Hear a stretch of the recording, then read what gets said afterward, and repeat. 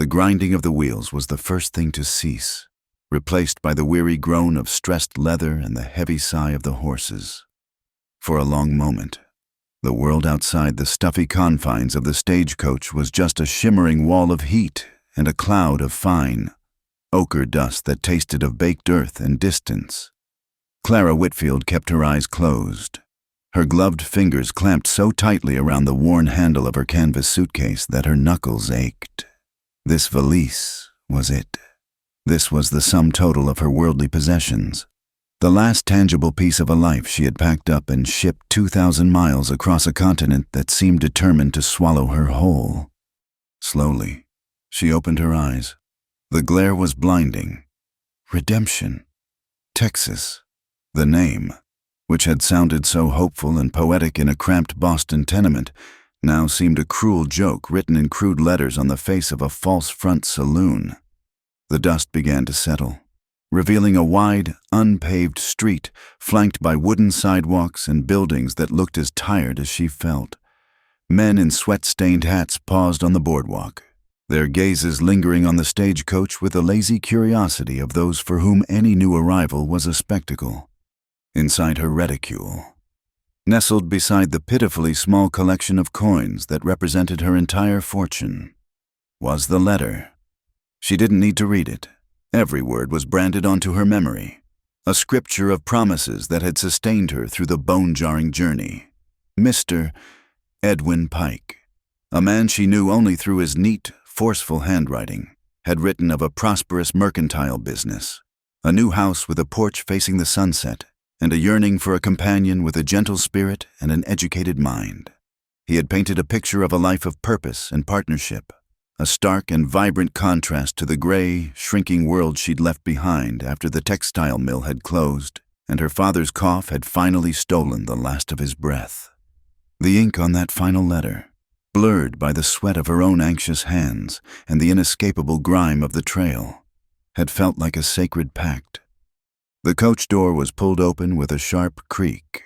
"Redemption, ma'am." The driver grunted, his face a leathery mask under a battered hat. Taking a steadying breath that did little to calm the frantic hummingbird wings in her chest, Clara gathered her skirts. She was a daughter of Boston, and no amount of dust or desolation could rob her of her bearing.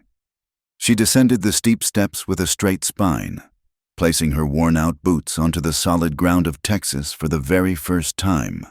The heat rose from the earth in waves, a physical presence that wrapped around her, heavy and suffocating.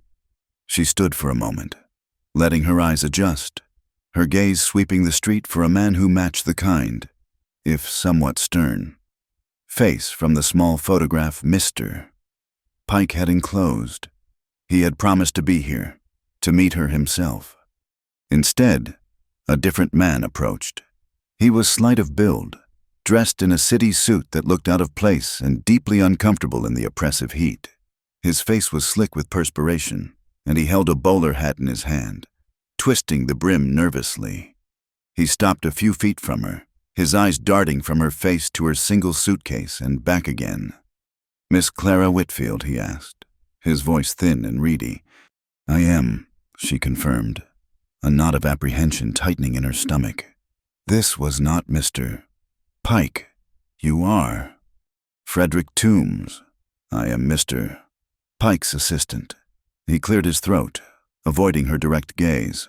"There has been a development, a change in circumstance." Clara waited. The sounds of the town seemed to fade into a low hum, the hammer from a blacksmith's shop, the distant whinny of a horse, the low murmur of voices from the saloon porch. All of it receded, leaving only the sight of this nervous man and the frantic beating of her own heart. Mr. Toombs took a deep breath, as if steeling himself. "Mr. Pike sends his profoundest apologies. Miss Whitfield. He is a man of honor and is deeply distressed by this unfortunate situation." He paused, mopping his brow with a handkerchief. "The thing is, he has taken a wife." The words did not register at first. They were just sounds, foreign and nonsensical. She stared at him, waiting for the real explanation. But he just stood there, looking miserable and small under the vast, indifferent Texas sky. "He has what?" she whispered, the sound swallowed by the dry air. "He has married," Toombs repeated, a little louder this time, as if saying it again would make it more real, more final. "He married Miss Miranda Hayes just last week. Her father is the banker. It was an advantageous match, unexpected." Married. The word dropped into the silence between them, heavy and sharp as a thrown stone. It shattered the fragile world of hope she had so carefully constructed. The porch overlooking the sunset, the partnership, the shared future, it all dissolved into a cruel mirage. Suddenly, the suitcase in her hand felt impossibly heavy, filled not with clothes and books, but with the dead weight of her own foolishness. She could feel the stares of the men on the boardwalk, no longer lazy, but sharp with interest. A story was unfolding, a public humiliation, and she was its unwilling centerpiece. Her mind, numb with shock, began a frantic, desperate calculation. $3.27. That was what remained after the ticket and the sparse meals along the way. $3 to stand between her and utter destitution. 2,000 miles from anything she could call home. The heat pressed down, and, for a terrifying moment, the world tilted, the dusty streets seeming to rush up to meet her. She locked her knees, forcing herself to remain upright. A Whitfield did not swoon. "I see," she said, her voice a stranger's, brittle and hollow. Mr. Toombs, perhaps sensing the fragility of her composure, rushed to speak again. "Mr. Pike feels a great responsibility, of course. He has instructed me to offer you recompense. He will pay for your return passage to Boston. The next coach east leaves in 2 days." He held out a small envelope. "Your ticket, and a little extra for your troubles. Return passage." The offer was meant to be kind, a gentleman's way of correcting an egregious error. But to Clara, it was the final, crushing insult.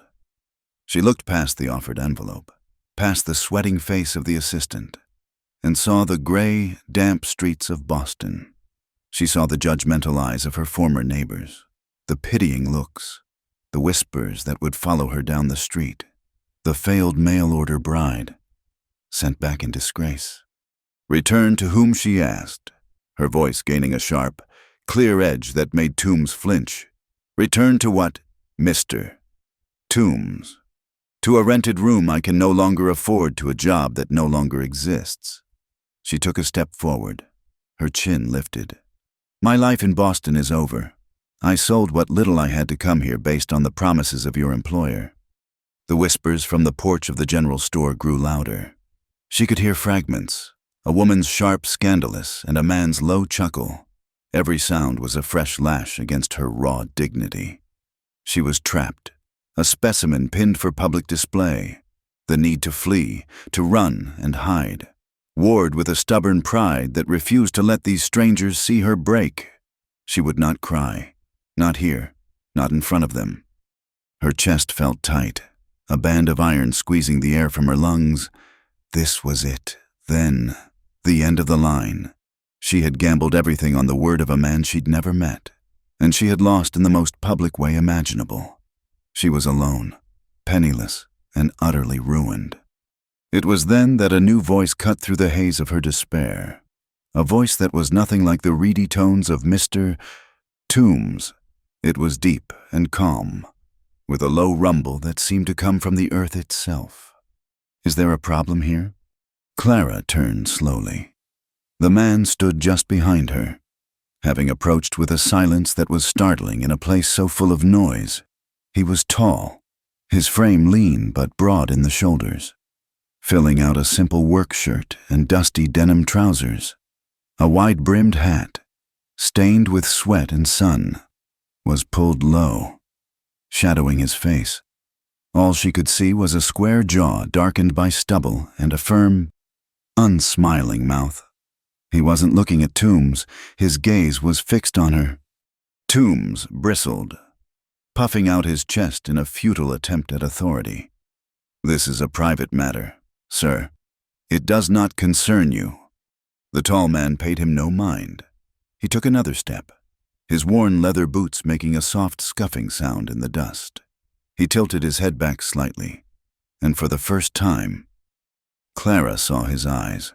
They were a startlingly clear blue, the color of a winter sky, and they held a direct and unnerving steadiness.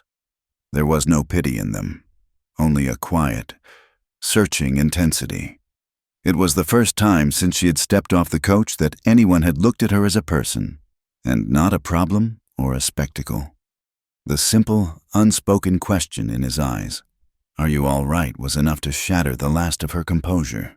She couldn't form a complete sentence. The whole sordid tale was too large, too humiliating to be spoken aloud. All she could manage was a single, choked word that summed up her entire predicament. "Replaced," she breathed, the word tasting like ash in her mouth. The man's gaze did not waver. His expression didn't change. But something in his posture shifted, a subtle hardening of the lines around his mouth. He looked from Clara's pale, strained face to the officious Mr. Toombs, then back to her. The silence stretched, thick and heavy. The onlookers on the porch held their breath, sensing the shift from a woman's quiet tragedy to a man's confrontation. Slowly, the tall man reached up and adjusted the brim of his hat. A small, deliberate gesture. His gaze remained locked on Clara's, a silent communication passing between them that she couldn't begin to decipher. When he finally spoke again, his voice was low, yet it carried across the street with absolute clarity, silencing the last of the whispers. "Well," he said, the word a soft drawl, "then she's free to choose me." The entire street went still. A bottle clinked inside the saloon, a sound unnaturally loud in the sudden, profound silence. Mr. Toombs's mouth hung open, his face a mask of disbelief. The men on the porch stared, their curiosity turned to outright shock. Clara could only stand there, caught in the unwavering blue of the stranger's eyes, as his impossible words hung in the hot Texas air, changing everything in a single heartbeat. For a long second that stretched into an eternity, the world was nothing but the stranger's quiet, impossible words, and the ringing silence that followed. Clara felt 100 pairs of eyes on her, dissecting her, judging her, waiting for her reaction to this new, unbelievable turn in the public spectacle of her ruin. The shock that had numbed her moments before was burned away by a sudden, hot surge of indignation, replaced, proposed to, and discussed like a piece of unclaimed baggage, all within the space of 5 minutes. Her spine, which had been threatening to dissolve, went rigid. She turned her head slowly, deliberately, to face the tall man with the startling blue eyes. She lifted her chin, meeting his steady gaze with a cold fire of her own. The dust on her traveling dress, the exhaustion in her bones, the terror in her heart, she walled it all off behind a fortress of Boston-bred propriety. "You don't know me, sir," she said, her voice low but carrying the same incisive clarity as his had. It wasn't a question. It was a statement of fact, a rebuke. The man's expression did not change, but a flicker of something respect, perhaps moved in the depths of his eyes. He didn't back down. He didn't apologize for his forwardness. He simply answered her statement with one of his own. "I know you had the grit to travel 2,000 miles for a future," he stated, his voice a calm counterpoint to the frantic beating of her heart. "I know you're standing on your own 2 feet when most would have collapsed. That's enough to start with." His words struck a chord deep within her, disarming her in a way no apology could have. He hadn't commented on her appearance, her presumed desperation, or her predicament. He had acknowledged her strength. In that moment, he had seen not a jilted mail-order bride, but the woman she had always believed herself to be resilient, determined, and now profoundly cornered. Frederick Toombs, finally recovering his wits, scurried forward, thrusting the envelope with the return ticket toward her like a talisman to ward off this madness. "Miss Whitfield, please," he sputtered, his face blotchy with agitation. "This is highly irregular. Mr. Pike has made a most generous offer. Let us conclude this unfortunate business with dignity." The word dignity was so absurd in the context of her public humiliation that Clara almost laughed. Before she could form a reply, the stranger, Wade Callahan, acted. He completely ignored Toombs, turning his head slightly to address the silent audience on the boardwalk. Mrs. Grayson still run the boarding house at the end of the street. A stout man in an apron, the general store proprietor, nodded slowly. "She does. Wade. Cleanest rooms in Redemption." Wade pulled a small leather pouch from his trousers, his movements economical and sure. He extracted several coins, not looking at them, his eyes still on Clara. "This should cover a room for the lady for a week," he said, his voice resonating with an authority that left no room for argument. He tossed the coins to the proprietor, who caught them out of sheer reflex. "See that, Mrs. Grayson gets this. Tell her Miss Whitfield will be arriving shortly, and that her stay is to be undisturbed." The final word was delivered with a quiet emphasis that was clearly a warning to the gossips now hanging on his every word. He had not offered her charity. He had provided a necessity. He had given her shelter and, more importantly, a reprieve. He had built a wall of time and space around her with a few silver dollars and a look. He then turned back to Clara. The frantic energy of the moment had subsided, replaced by a strange, focused calm that emanated from him. "I'm not asking for an answer now, ma'am," he said, his voice softer now. "Meant only for her. It wouldn't be right. You need time. Time to think this all through." She stared at him, her mind racing. Boston was a dead end, a return to nothingness and shame. Mr. Pike's world was a locked door. And then there was this man, this utter stranger, offering an outrageous, unthinkable lifeline. She was standing at a precipice, and he had just offered her a hand. But was it a hand to pull her to safety, or to pull her into something far more dangerous? Pride warred with pragmatism. She could not, would not, be seen as a charity case, passed from one man to another. But she also knew, with a cold, hard certainty, that she could not sleep in the street. $3.27 would not last long. She made a decision. She would accept the room, but not the man. Not yet. "I need time," she repeated, her voice steady now. She would not accept the ticket from Toombs, but she also made no move to thank Wade Callahan. She was accepting a temporary truce with circumstance, not a gift. Wade seemed to understand this perfectly. He gave a single, sharp nod. "Tomorrow at noon," he said, "at Mrs. Grayson's. We'll just talk." He held her gaze for one moment longer, a silent acknowledgement of the strangeness of their pact. And then he tipped the brim of his hat. He turned without another word and walked down the street, his long strides eating up the dusty ground. He did not look back. He left behind a town square full of stunned silence and a woman whose world had been upended twice in less than 10 minutes. The spell was broken. A low buzz of conversation erupted from the porches and storefronts. "Is Wade Callahan insane?" a woman whispered loudly. Picking up a stray like that, a man muttered to his neighbor. "There's more to this than meets the eye," another opined wisely. Clara felt their words like physical blows. A stray, a piece of merchandise. She clenched her fists at her sides, took her suitcase from the ground, and turned toward the boarding house at the end of the street. She didn't ask for directions. She just walked, forcing herself to move with a purpose she did not feel, her back ramrod straight, her eyes fixed on the simple, 2-story building that represented a temporary haven. Every step was an agony of self-consciousness. She could feel the stairs burning into her back, could practically hear the gears of gossip grinding away, creating a whole new narrative for her life in which she was no longer the tragic victim, but the foolish opportunist. Mrs. Grayson, a woman whose face was a roadmap of 60-odd years of Texas sun and sorrow, met her at the door. The store owner had evidently been prompt. She simply nodded, her expression unreadable, and said, "Your room is ready." Dear, top of the stairs. Second on the left. There was no pity in her eyes, for which Clara was profoundly grateful. The room was small, but immaculately clean. It contained a simple iron bedstead with a patchwork quilt, a washstand with a pitcher and bowl, a single straight-backed chair, and a small window that looked out over the back alley. It was blessedly quiet as the door clicked shut behind her, sealing off the noise and the stares of the town. The iron control Clara had maintained for so long finally cracked. She didn't weep or collapse.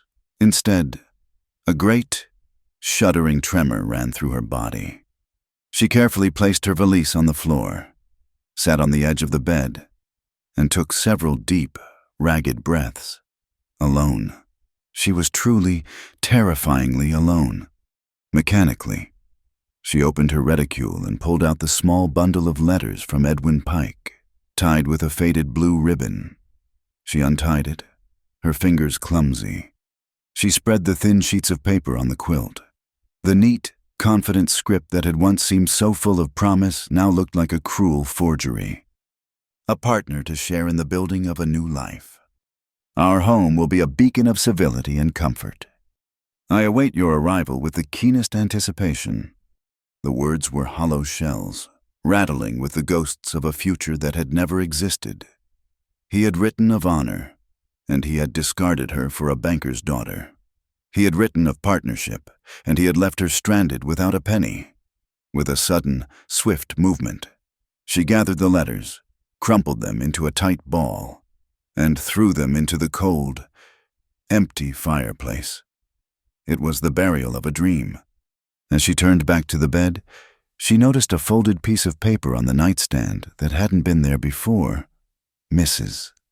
Grayson must have placed it there. She picked it up. It wasn't fancy stationery, just a piece of plain paper torn from a ledger. The handwriting was not like Pike's elegant script. It was clean, strong, and spare, with no unnecessary flourishes. Miss Whitfield, your room is paid for 1 week. Take the time you need. We will talk tomorrow at noon. W. Callahan.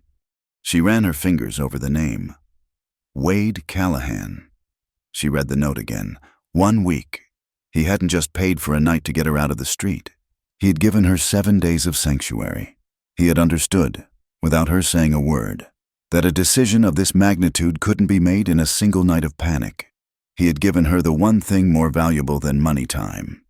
Clara sank back onto the bed, the note held loosely in her hand.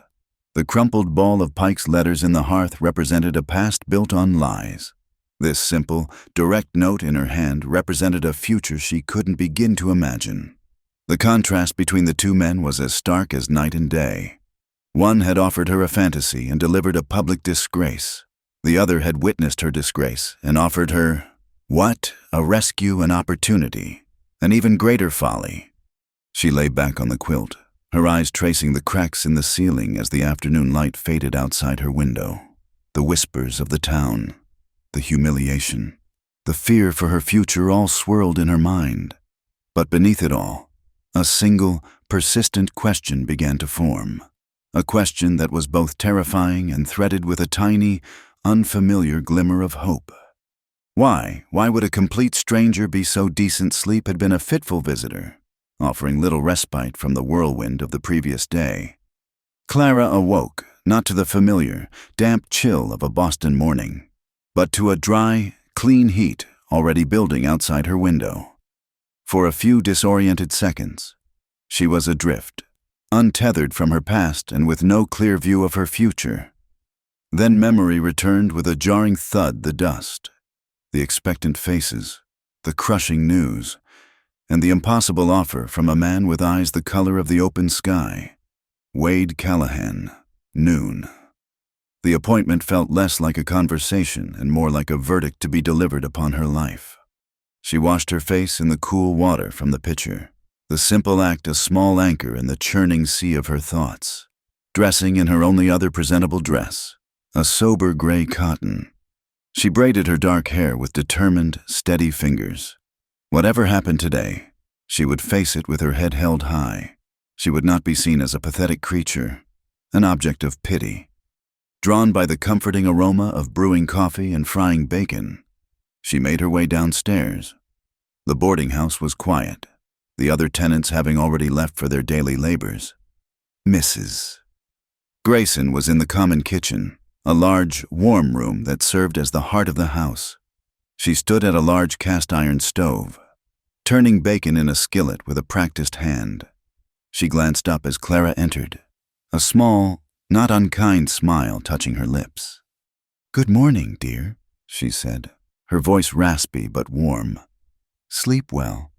"As well as could be expected, thank you," Clara replied, the formal Bostonian turn of phrase sounding foreign even to her own ears. "Coffee's hot. Help yourself. There's bread and preserves on the table." "Mrs." Grayson gestured with her fork. "Figured you could use a proper breakfast." The simple domesticity of the scene was a balm to Clara's frayed nerves. She poured a cup of the dark, fragrant coffee, its bitterness a welcome jolt. She sat at the long wooden table, the worn, scrubbed surface smooth beneath her hands.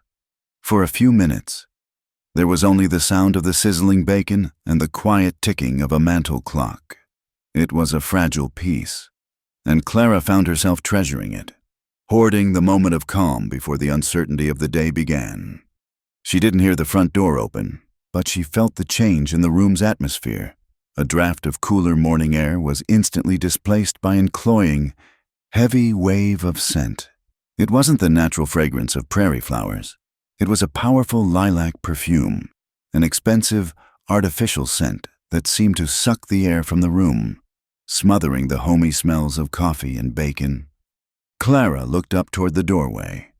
A woman stood there, poised as if for a portrait.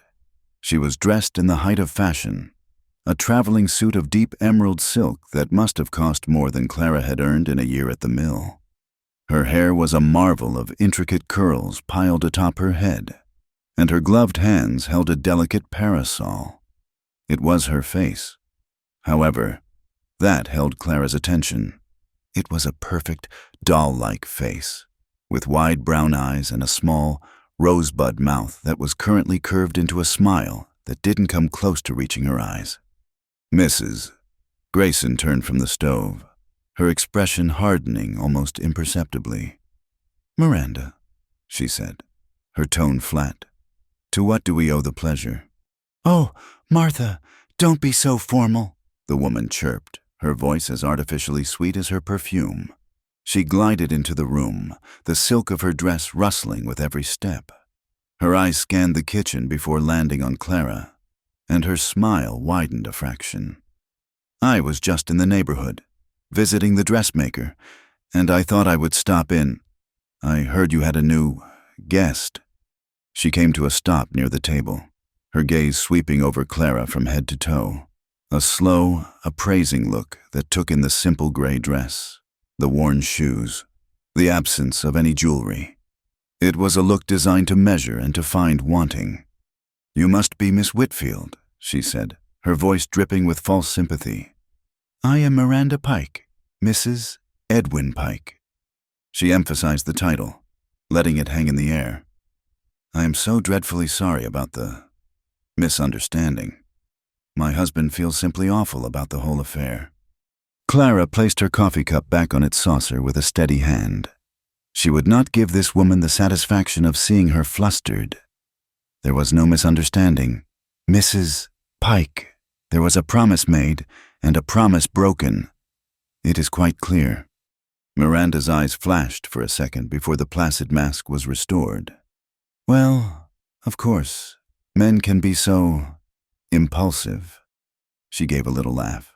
"But Providence does work in mysterious ways. Edwin and I are deliriously happy, and we do feel a certain responsibility for you." She leaned forward, placing a gloved hand on the table as if sharing a great secret. "Which is why I have come to you with a proposition, a charitable offer, you might say, since you find yourself in such a difficult position. I would be willing to offer you a place in our home." Clara waited, her expression unreadable. "As a domestic, Miranda finished, the word landing with the satisfying thud of a well-aimed dart. A serving girl. The work isn't strenuous. Mending, light dusting, serving at table. It would provide you with room and board, and a small wage. Of course, it would be a far more suitable arrangement than finding yourself on the street. Wouldn't you agree? It would be a way for you to maintain your dignity. The audacity of the offer was breathtaking. To be a servant in the house that was supposed to have been her own. To wait on the man who had betrayed her and the woman who had replaced her. It was not an act of charity. It was an act of conquest. A way for Miranda Pike to parade her victory in front of Clara every single day. Clara took a slow, deliberate sip of her coffee.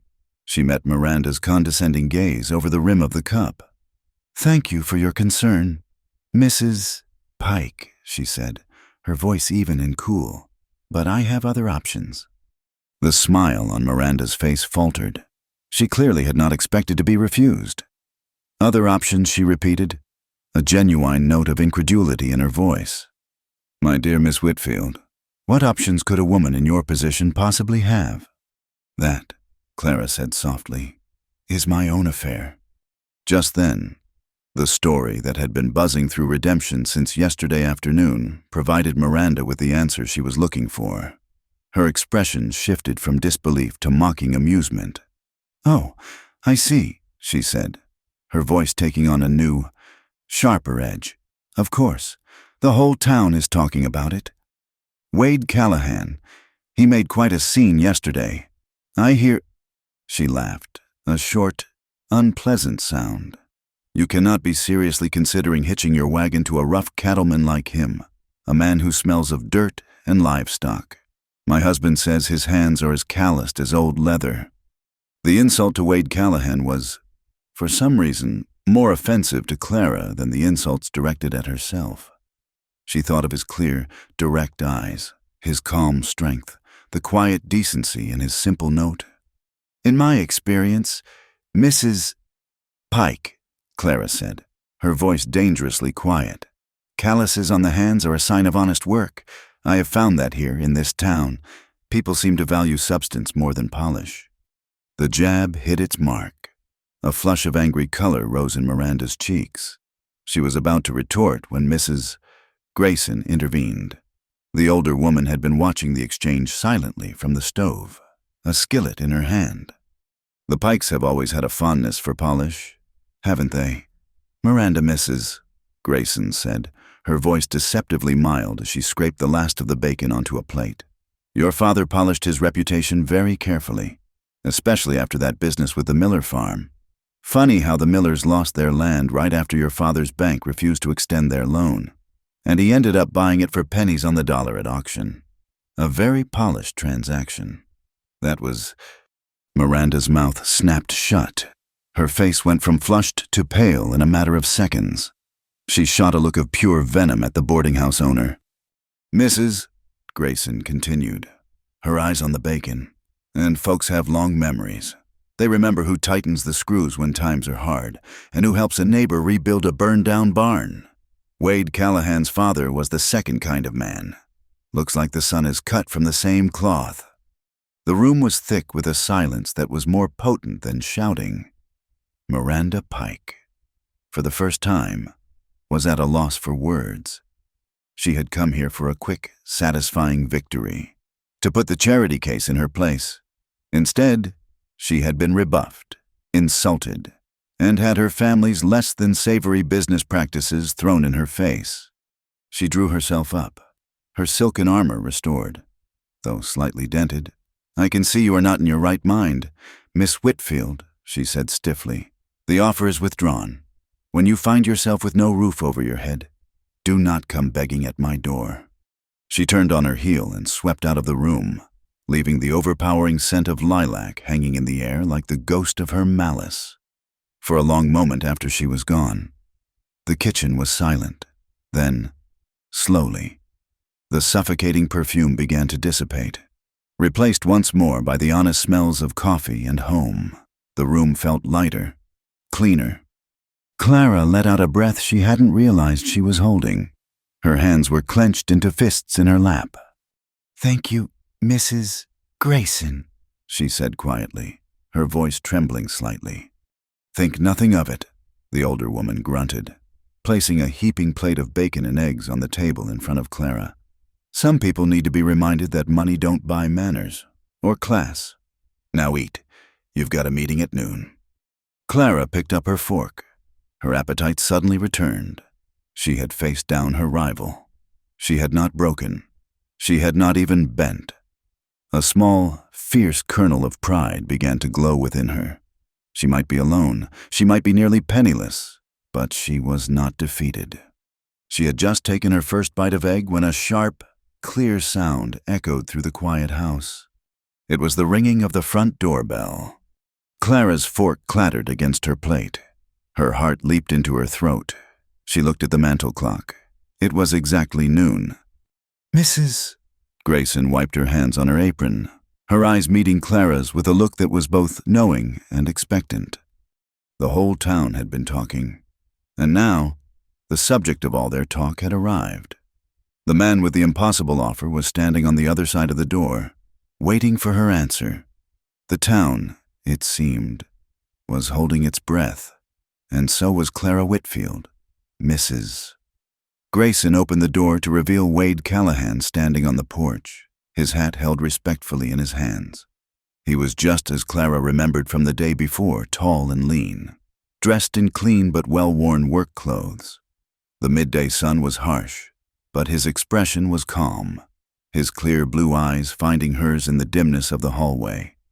He didn't seem surprised or impatient, merely present. "Miss Whitfield?"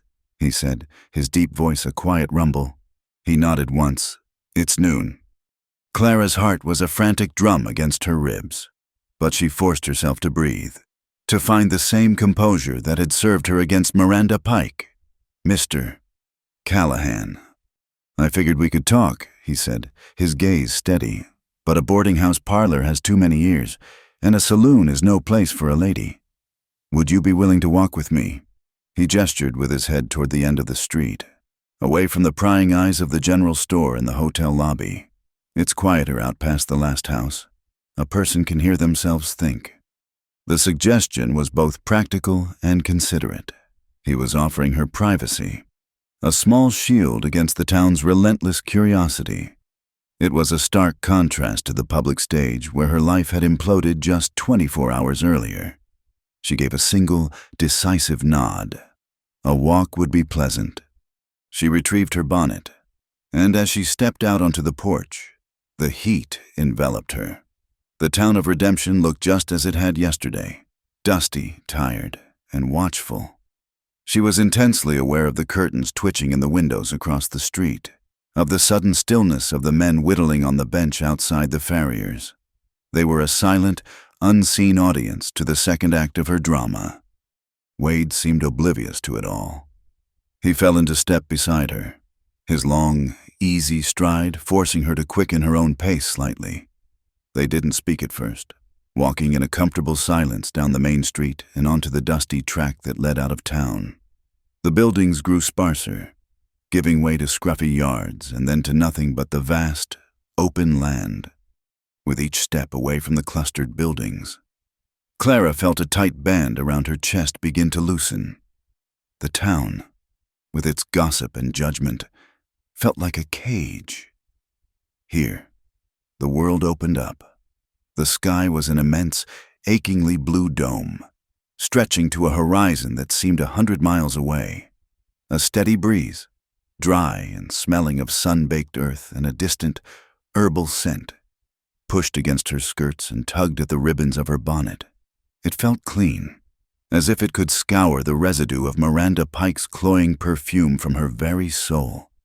When Wade finally spoke, his voice was low, blending with the sound of the wind. "You've had a difficult morning, I hear." It wasn't a question seeking details for gossip. It was a simple statement of fact. Clara glanced at him.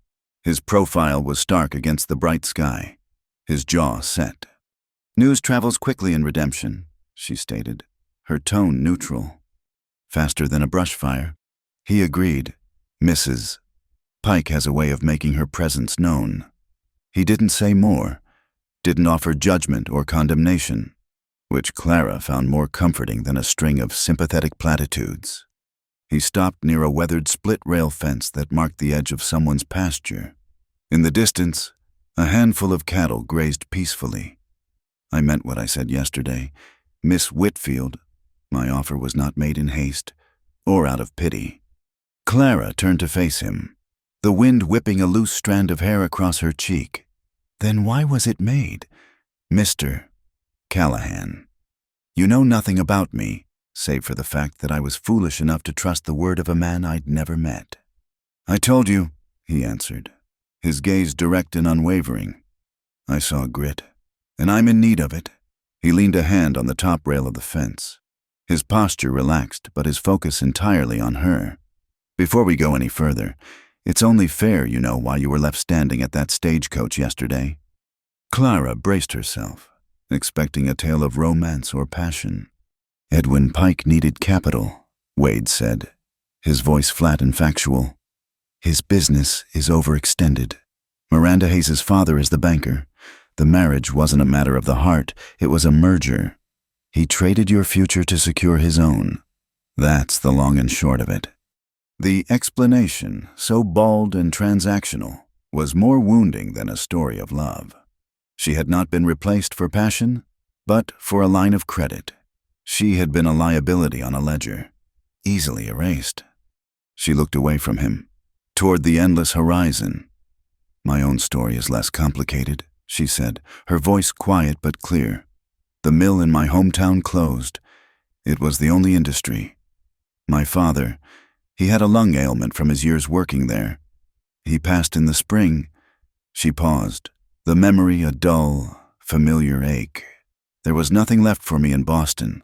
No family, no prospects. Mr. Pike's letters were a promise of a new start, a place to be useful. She did not cry.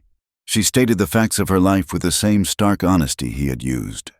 When she finished, a heavy silence fell between them, filled only by the whisper of the wind through the dry grass.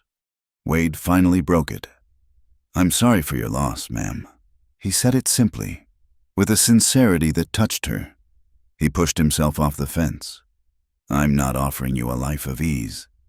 Miss Whitfield, what I need is a partner in building something. The Broken Spur Ranch is my life, but I'm running it with one hand tied behind my back. I'm a cattleman, not a bookkeeper. I can mend a fence in a dust storm, but I can't make sense of a ledger to save my life. I need a wife. Yes, but I need a partner first. Someone to manage the house, the books, the correspondence. I don't need a shadow in my house. I need a second mind, a second pair of hands. His honesty was as vast and bracing as the landscape around them. He wasn't speaking of love or affection. He was laying out the terms of a contract, a business arrangement, after the cloying sentimentality of Pike's letters. This blunt pragmatism felt like solid ground beneath her feet. She met his eyes, her own mind clearing, focusing.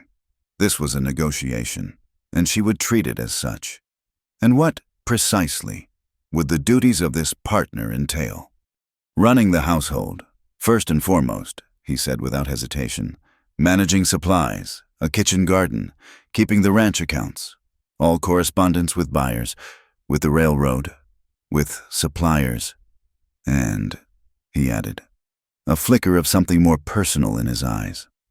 Should we be blessed with children, to see to their education, to teach them to read and write and cipher, to give them the learning I never had much time for. He was offering her a position, not just a title. He was offering her purpose, the very thing she had told him she was seeking. He saw her education not as a gentle refinement, but as a valuable, practical asset. And in return, she asked, her voice steady. In return, he said, his gaze solemn, I would give you my name, the protection of my home, and my complete fidelity. I would promise you my respect, always. As for affection, he paused, choosing his words with care. That is a tender plant. Ma'am, it can't be forced. I believe it grows best in honest soil, given time and season. I would not ask for more than you are willing to give, and I would offer the same in return. It was the most honest, and therefore the most profound, promise a man had ever made to her. He was not offering a grand passion, but a foundation of respect upon which something real might be built. But a terrible fear still coiled in her stomach. What if it failed? What if this honest soil proved barren? What if she traded one cage for another, this one simply larger and more remote? As if reading her mind, he spoke again. There is one more term, Miss Whitfield, and it's the most important one. If this arrangement, if, after a fair trial, it does not suit you, I will not hold you to it. A marriage can be legally dissolved. I would give you my word, and I would sign a paper to this effect, that I would provide you with enough capital to establish yourself independently, to open a small shop or a school, perhaps, whatever you chose. No one is a prisoner at the Broken Spur. Clara stared at him, stunned into silence. He was offering her an escape clause. He was giving her the ultimate power, the power to leave. He was not trying to save her. He was offering her a choice, a genuine choice, free from the coercion of desperation. It was a level of decency she had not thought possible. The wind blew her hair back from her face, and for the first time since arriving in Texas, she breathed freely. The dust in her lungs, the tightness of fear, the shame of her predicament, it all seemed to lift and blow away on that relentless prairie wind. The world felt vast and full of possibility again. She had her answer, but she was not a desperate girl anymore. She was a woman considering a partnership, and a partner had the right to inspect the enterprise. Before I give you my answer, Mr. Callahan, she said, her voice firm and clear, I would need to see the ranch. I need to see the home you are offering, and the life that comes with it. A slow smile spread across Wade Callahan's face, reaching his eyes and making them crinkle at the corners. It transformed his stern, serious expression into one of genuine warmth and deep approval. He looked at her as if she had just passed a test she hadn't even known she was taking. He nodded, a sharp, satisfied gesture. I was hoping you'd say that. He looked up at the sun, gauging the time. It's too late in the day to ride out now. We'd be coming back in the dark, but I can have a gentle mare ready for you first thing in the morning. Can you ride? I can, she affirmed. Good. He settled his hat back on his head. The business concluded for the day. I'll meet you at the livery stable at sunrise. As they walked back toward the oppressive neatness of the town's main street, Clara knew that the curtains would be twitching again, the whispers starting anew. A jilted bride, a reclusive rancher, a secret walk out on the prairie, and now, a planned ride at dawn. Redemption would have plenty to talk about tomorrow, but for the first time, Clara found that she didn't care. Let them talk. She had business to attend to. She had a future to inspect. The ride out from Redemption began in the hushed, gray light of pre-dawn. The air was cool and carried the scent of dust and dew. Wade had procured a gentle, steady-footed mare for Clara, and he rode a tall buckskin gelding that moved with a quiet, powerful grace. He led the way, setting a comfortable pace, not speaking much, as if he understood that the landscape itself had things to say. As the sun cleared the horizon, it set the eastern plains ablaze with gold and rose, spilling light across a world that seemed to have no end. Clara, accustomed to the cramped, vertical world of Boston's brick and stone, felt her perspective shift and stretch. This was a land of immense scale, where a person could see the weather coming from 50 miles away. It was intimidating, but it was also clean and honest. There were no dark alleys or hidden corners here, only the vast, open truth of the sky and the earth. They rode for nearly 2 hours, climbing gradually into rolling hill country dotted with live oaks and mesquite. The silence between them wasn't awkward. It was companionable, a shared space for observation. Clara watched the way Wade sat his horse, a natural extension of the animal, his eyes constantly scanning the land, reading it like a book she couldn't yet comprehend. just as the sun began to feel warm on her shoulders. He reined in his horse at the crest of a long, grassy slope. "There," he said, his voice quiet. Clara followed his gaze. Below them, nestled in a wide, shallow valley carved by a meandering, tree-lined creek, was the Broken Spur Ranch. Her first impression was one of solidity. The house wasn't a grand mansion, nor was it a crude shack. It was a handsome two-story structure built of thick, hand-hewn timbers the color of honey and river stones that were gray and brown and streaked with quartz. A wide porch wrapped around the front, supported by sturdy cedar posts. To one side of the house, a small orchard of young apple trees stood in neat rows, their leaves a bright, hopeful green against the darker tones of the prairie grass. It looked like a place that had been built slowly and with great care, a house meant to withstand wind and time.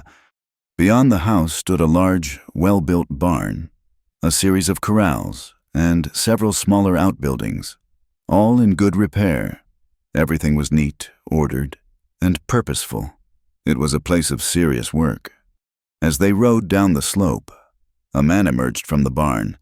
He was older, with a weathered face and a shock of white hair beneath his hat. He stopped what he was doing and waited for them to approach. His posture relaxed but respectful. "Morning, Daniel," Wade said as they drew near. "Morning, boss," the man replied, his eyes moving to Clara with a polite curiosity. Wade swung down from his horse and turned to help Clara. "Daniel Cooper, this is Miss Clara Whitfield. Miss Whitfield, this is my foreman." Clara expected a simple nod, perhaps a grunt of acknowledgement. Instead, Daniel Cooper took off his hat, holding it in his work-roughened hands. His expression was serious and direct. "Ma'am," he said, the word simple, unadorned, and yet weighted with a profound and unexpected dignity. The address startled her. In redemption. She had been a spectacle, a problem, a topic of gossip. Here, in this one word from this stranger, she was simply a lady. It was the first brick laid in the foundation of a new feeling belonging. Wade took the mare's reins. "I'll see to the horses. Daniel, you can get back to repairing that harness." He led the horses toward the barn, leaving Clara standing in the yard, taking it all in. The air smelled of hay, warm earth, and livestock. A blacksmith's hammer rang out from a nearby shed, a rhythmic, industrious sound. This was not the idle, polished world Edwin Pike had described. This was a world of sweat, skill, and tangible effort. When Wade returned, he led her not to the front door, but along the side of the house, onto the wide porch. "The heart of a house is the first thing a person should see," he said, opening a door that led directly into the main living space.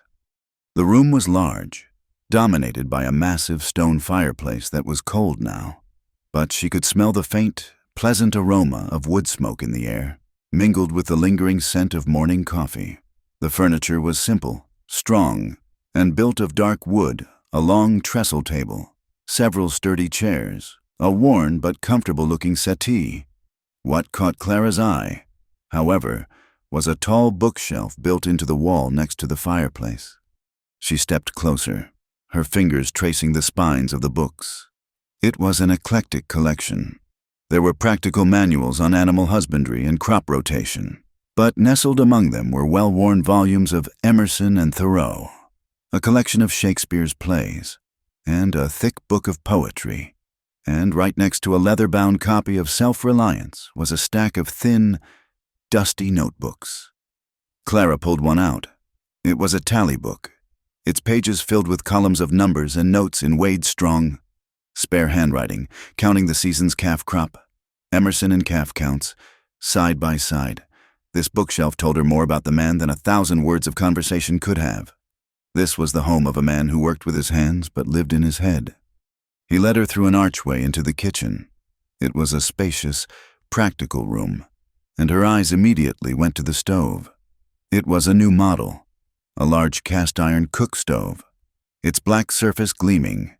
It was a serious, expensive piece of equipment, a clear sign that Wade, for all his talk of needing a household manager, understood and valued the importance of a well-equipped kitchen. Beyond the kitchen was a small room that was clearly his office. A simple pine desk stood against one wall, a straight-backed chair tucked neatly beneath it. On the desk lay a large, open ledger. Clara stepped closer. She saw the columns he had drawn by hand, the entries written in his strong script, but she also saw the small smudges, the places where numbers had been scratched out and rewritten, the slight unevenness of the columns. It was the work of a man trying his best at a task for which he had no natural aptitude. It was a physical manifestation of the need he had described to her yesterday.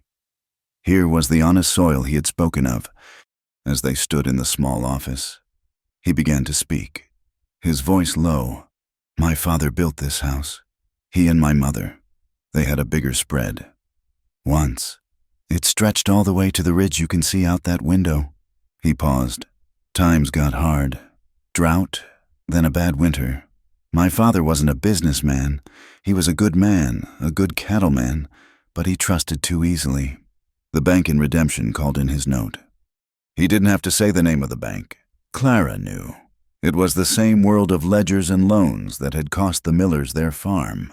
The same world that had purchased Miranda Pike her title. "We lost almost everything," Wade continued, his eyes on the distant ridge. It broke his heart. "I think he was gone a year later. My mother followed him that next spring." He looked down at his own hands, calloused and scarred. "I was 16. I stayed on, worked for the man who bought our land. I saved every dollar, and when he was ready to sell, I bought back this piece, the heart of it. The house, the creek, the best pasture. I've been adding to it, piece by piece, ever since." His story was woven into the very fabric of the house, into the wood and stone. This wasn't just a ranch to him. It was a reclamation. It was his life's work. As he finished, a woman entered from the kitchen, wiping her hands on an apron. She was older, with kind, dark eyes and silver-streaked hair pulled back in a severe bun. She carried a small stoneware jar filled with brilliant yellow wildflowers. "Mr. Wade," she said, her voice warm and accented. She nodded politely to Clara. "Mrs. Hernandez." He said, "This is Miss Whitfield. She's visiting." The woman's smile was knowing. She walked to the large table in the main room and placed the jar of wildflowers in its center. The splash of color instantly transformed the masculine room, adding a note of softness and life. She stood back, her head tilted. "This house," she said, more to herself than to them, "it has been missing a woman's hand." She gave Clara another warm, appraising look, then nodded once and returned to the kitchen.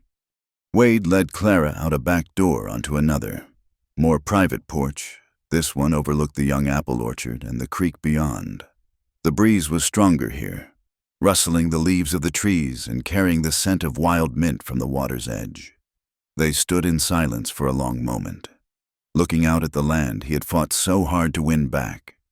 "It's a good place," Wade said finally, his voice rough with an emotion he didn't try to hide. "It's solid, it's real, but it's not finished." He turned to face her, his expression serious, his blue eyes searching hers. "We could build something better here, together." This was it, the final proposal, laid bare under the honest Texas sky. Clara felt the weight of the decision, the sheer, terrifying magnitude of it. Her entire future rested on the next words she spoke. She thought of Boston, a city of closed doors. She thought of Miranda Pike's cruel offer. And she thought of this house, this land, this man. He had offered her not a pedestal, but a partnership. Now, it was her turn to define the terms. She drew a deep breath, her voice as steady and clear as the air around them. "Mr. Callahan," she began, meeting his gaze without flinching. "If I am to consider this, I have conditions." He listened, his face unreadable. "First," she said, "I would require a period of 6 months, a trial, to see if we can truly work as partners." He nodded slowly. That's fair. Second, as you suggested, I would need full authority over the household and the ranch's accounts. I would be your partner in this, not your clerk. My decisions in that domain must be respected. Agreed, he said without a moment's hesitation. And third, she said, her voice dropping slightly, the words costing her more than the others. The guarantee you spoke of yesterday, I would need it in writing, signed and witnessed by a lawyer in town. A legal document stating that if, at the end of the 6 months, or at any point thereafter, either of us chooses to end the arrangement, I will be provided with the capital you promised, enough to ensure my independence. She had laid her last card on the table. It was a demand for security, a shield against the destitution that had so recently stared her in the face. It was a request born of bitter experience, and she did not know how he would take it. Wade Callahan did not look insulted. He did not look surprised. He looked at her with that same expression of profound approval she had seen on the prairie the day before. He respected her for it. He respected her for protecting herself. Of course, he said simply. I'll have the lawyer draw it up this afternoon. It will be ready for you to sign, along with the marriage license. His immediate, unqualified acceptance was the final thing she needed to hear. He had met her pragmatism with his own. He had proven his respect not with flowery words, but with a simple, binding promise. The last of her fear dissolved, replaced by a clear, calm certainty. She looked from his honest face to the young apple trees, their leaves shimmering in the wind. They were a promise of future harvests, of roots taking hold in solid ground. Slowly, she held out her right hand. She did not offer it to be kissed or held gently. She offered it palm forward, straightforward and direct. The decision was made. A partnership was about to be formed. The news of the impending marriage did not so much spread through redemption as it detonated. It was a single, explosive piece of gossip that overshadowed every other topic of conversation. From the price of cattle to the preacher's too-long Sunday sermon, the ink was barely dry on the legal document Wade had insisted on signing in front of the town's only lawyer, a document that caused the lawyer to raise his eyebrows nearly to his hairline when the story was already being told, retold, and embellished on every street corner. It was Mrs. Martha Grayson who took control of the narrative. She was a formidable woman who had seen too much of life to be shocked by anything, and she had taken a quiet, proprietary liking to the young woman from Boston. Standing in the general store, ostensibly to purchase a sack of flour, she overheard the banker's wife, a woman of considerable girth and minimal charity, declare the whole situation a tawdry and desperate affair. Mrs. Grayson set her jaw. Desperate, you say? Agatha, she said, her voice carrying easily across the cracker barrels. I see it differently.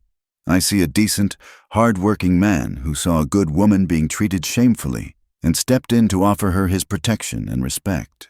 And I see a woman with the courage of a lioness who held her head high in the face of humiliation and chose a future based on character, not on a fancy suit and a pile of debt.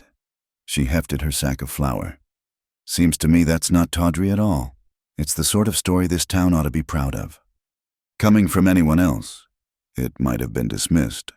But Martha Grayson was a fixture of redemption. She was respected, and her words carried the weight of common sense and long-held community standing. The narrative shifted.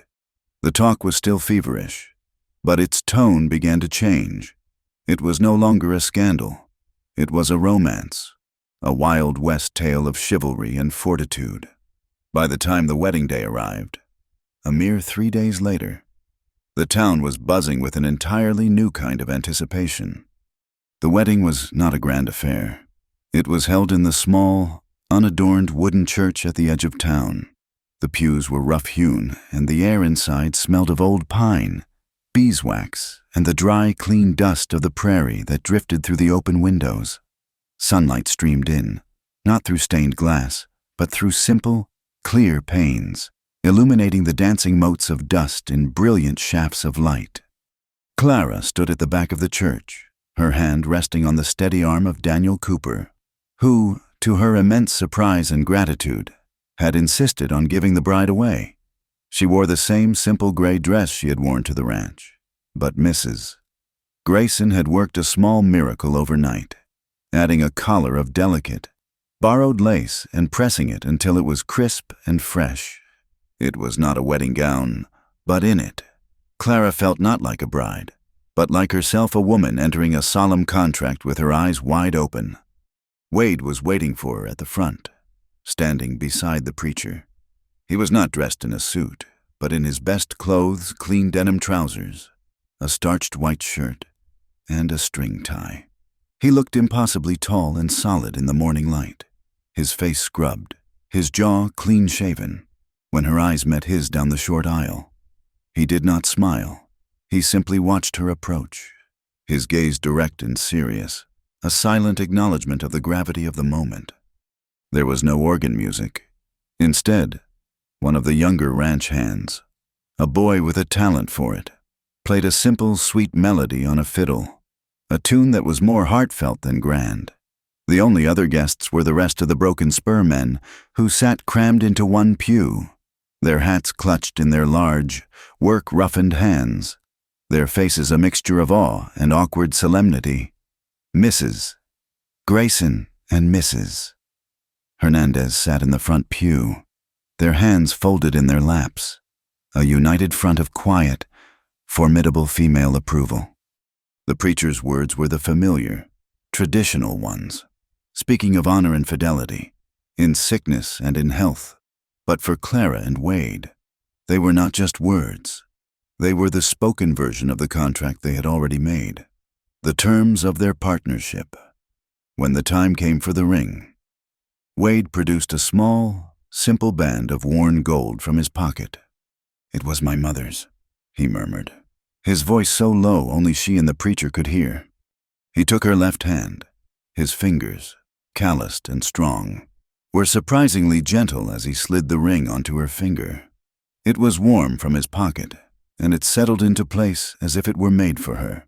It was not a symbol of a grand passion, but of something far more rare and, to Clara, infinitely more valuable, an inheritance of trust.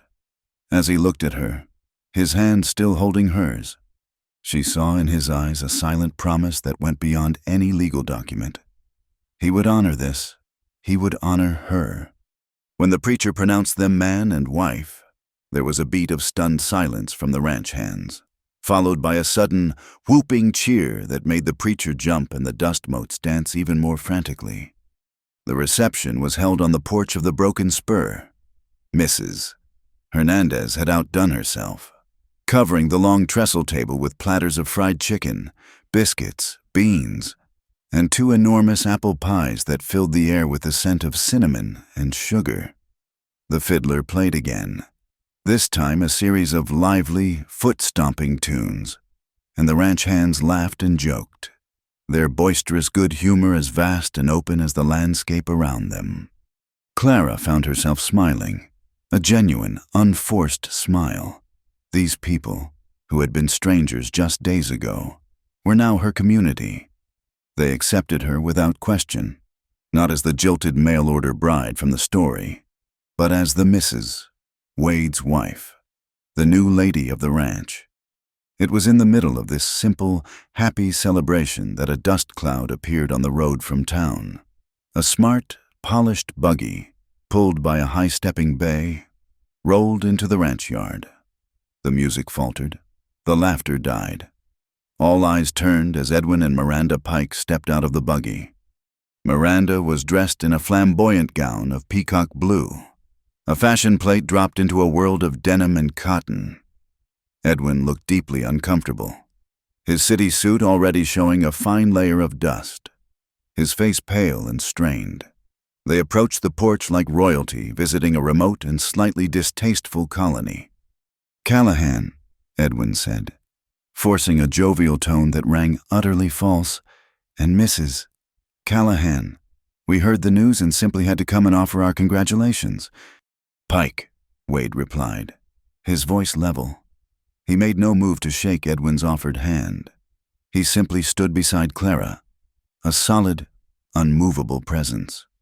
Miranda's gaze swept over Clara's simple dress, the plain gold band on her finger, the rustic celebration. A small, smug smile played on her lips. "Well, I must say, Clara," she said, her voice dripping with condescending sweetness, "it seems you've landed on your feet after all. How resourceful of you." Clara felt a hot surge of anger, but before she could speak, Wade did. He looked directly at Edwin Pike, his blue eyes as cold and hard as river stones. "We're happy, Pike," he said, his voice quiet but carrying to every corner of the suddenly silent porch.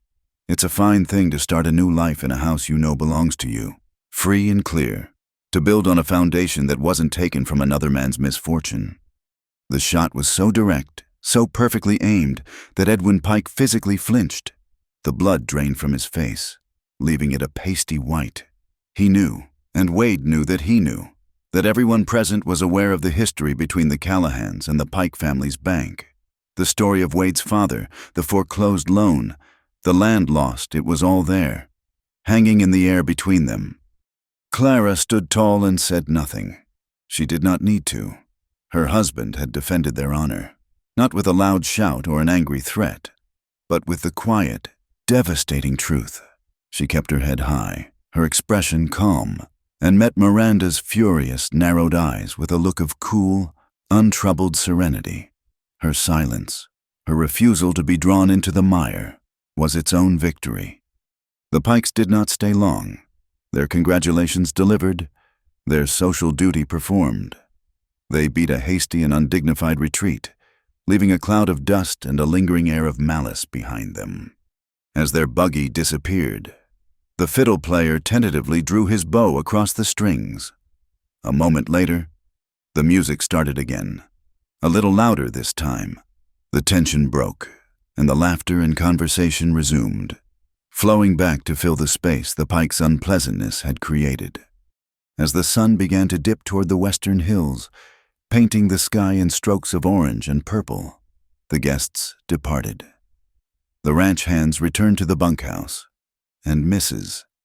Hernandez and Daniel Cooper disappeared into their own small cottages nearby, leaving Clara and Wade alone on the porch of their home. The silence that fell was different now. It was not the silence of strangers, but the quiet of two people who had stood together and faced a common foe. The air was cool, and the scent of the apple orchard was sweet on the evening breeze. "It's time to go in," Wade said softly.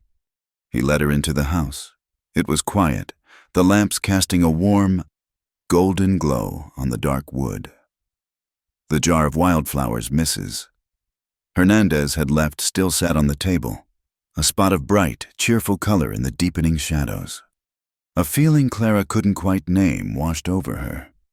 It was a sense of peace, of rightness. This was not the house she had imagined from Edwin Pike's letters, but it felt more real, more true than that fantasy ever could have. It felt like home. Wade led her up the stairs. At the top of the landing, two doors stood opposite each other. He stopped at one, a door painted a soft, calming blue. He opened it, revealing a room much like the one she'd had at Mrs. Grayson's, only larger. There was a comfortable-looking bed with a blue and white quilt, a small writing desk by the window, and a rocking chair. A single vase on the nightstand held a few sprigs of purple sage. It was a room that had been thoughtfully and carefully prepared for her. He stood in the doorway. "Not entering? I gave my word." "Clara," he said, using her first name for the first time. His voice was low and serious. "This is your room. The door has a lock. You are your own woman under this roof." He had remembered and honored every term of their contract, even the unspoken ones. He was a man of his word. "Thank you, Wade," she whispered. He nodded once, his gaze holding hers for a long moment. Then he turned and walked to the door directly opposite, opened it, and stepped into his own room, closing it softly behind him. Clara stood in the hallway, the warm lamplight from her open door spilling onto the wooden floor. She looked at her closed door, and then at his two doors. separated by a few feet of space. Two separate lives, now legally, publicly, bound into one. Behind each door, a heart was beating, a mind was turning, a person was breathing in the quiet of the shared night. They were apart, yet together, standing on the threshold of a future they would have to build, step by single, uncertain step. The first week of their new life was a study in orbits. Wade would rise before the sun, his quiet movements in the hallway a signal of the coming day, and be gone to the far pastures by the time Clara came downstairs.